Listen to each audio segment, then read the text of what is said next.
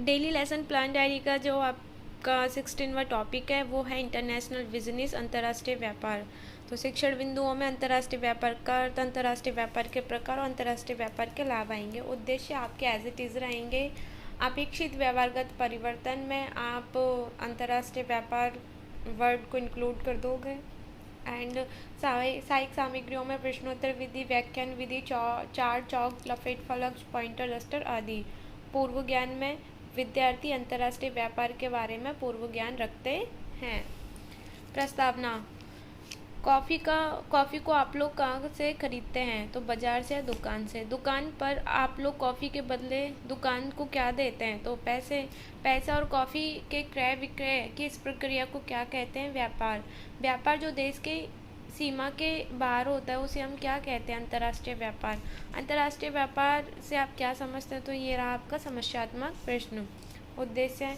दो देशों के मध्य किए जाने वाला व्यापार अंतर्राष्ट्रीय व्यापार कहलाता है। विद्यार्थियों, आज हम अंतर्राष्ट्रीय व्यापार का अर्थ प्रकट करेंगे। प्रस्तुतिकरण में आपका आएगा अंतर्राष्ट्रीय व्यापार का अर्थ। ज्ञानात्मक विकासात्मक प्रश्न में देश के अंदर किए जाने वाला व्यापार क्या कहलाता है? देशी व्यापार। व्यापार कितने प्रकार का होता है? तो 2, विदेशी व्यापार या देशी व्यापार। और विदेशी को हम अंतर्राष्ट्रीय भी कह सकते हैं। अंतर्राष्ट्रीय व्यापार का अर्थ बताइए। तो ये रहा आपका समस्यात्मक प्रश्न। छात्र अध्यापिका कथन में आएगा, जब कोई देश अपनी सीमाओं के बाहर विनिर्माण का व्यापार करता है तो उसे अंतर्राष्ट्रीय व्यापार कहते हैं। यह वह व्यावसायिक क्रिया होती है जो शब्दों की सीमाओं के पार की जाती है। इसमें न केवल वस्तुओं व सेवाओं का ही व्यापार सम्मिलित होता है, बल्कि पूंजी, व्यक्ति, तकनीकी, बौद्धिक संपत्ति जैसे पेटेंट, मार्क, ट्रेडमार्क, ज्ञान व कॉपीराइट का भी आदान प्रदान किया जाता है।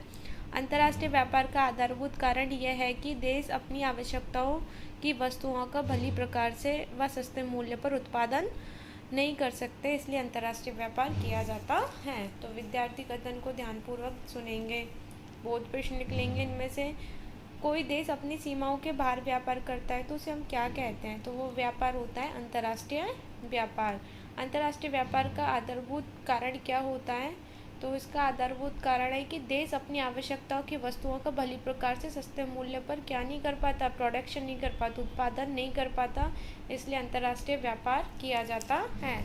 तो प्रश्नोत्तर विधि, व्याख्यान विधि रहेगी और प्रश्नोत्तर विधि और अंतर्राष्ट्रीय व्यापार को आप ब्लैक बोर्ड पे हाईलाइट कर देंगे। सेकंड आएगा आपका अंतर्राष्ट्रीय व्यापार के प्रकार। तो ज्ञानोपयोग और विकासात्मक प्रश्न में आएगा, अंतर्राष्ट्रीय व्यापार का दूसरा नाम क्या है? तो देशी व्यापार। अंतर्राष्ट्रीय व्यापार का दूसरा नाम क्या है? तो विदेशी व्यापार। अंतर्राष्ट्रीय व्यापार के प्रकारों को समझाइए। तो ये रहा आपका समस्यात्मक प्रश्न। छात्र अध्यापिका कथन में आएगा आयात व्यापार। देश के भीतर जब किसी वस्तु का अभाव रहता है तो उसकी पूर्ति दूसरे देशों से मांग कर की जाती है, उसे आयात कहते हैं। जैसे भारत तो जो है वो कच्चा तेल, सोना, कीमती पत्थर, पेट्रोलियम, दूरसंचार उपकरण इत्यादि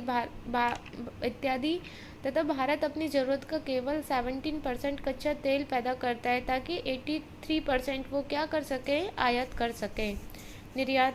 देश के भीतर जब किसी वस्तु की अधिकता हो जाती है तो उस वस्तु को आवश्यकता वाले देश में भेजना निर्यात व्यापार कहलाता है। भारत इंजीनियरिंग गुड्स, सिलाई, वस्त्र, आभूषण इत्यादि क्या करते हैं? निर्यात करते हैं। तो विद्यार्थी इस कथन को ध्यानपूर्वक सुनेंगे। और बोध प्रश्नों में आता है भारत क्या क्या आयात करता है? उदाहरण बताइए। तो भारत करता है कच्चा तेल, सोना, कीमती पत्थर, पेट्रोलियम, दूरसंचार उपकरण इत्यादि।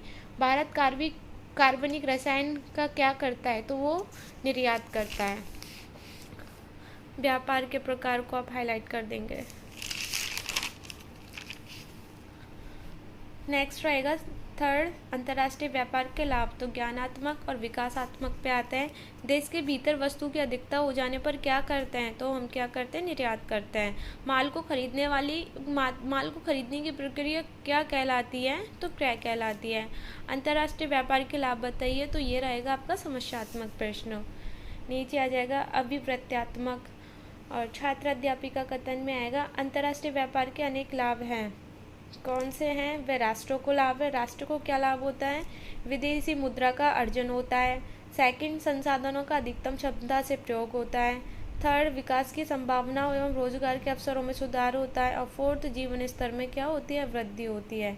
फर्मों को क्या होता है, उच्च लाभ की संभावनाएं हो जाती है, बढ़ी हुई क्षमता का उपयोग हो जाता है, विकास की संभावनाएं हो जाती है और आंतरिक बाजार में घोर प्रतियोगिता हो जाती है।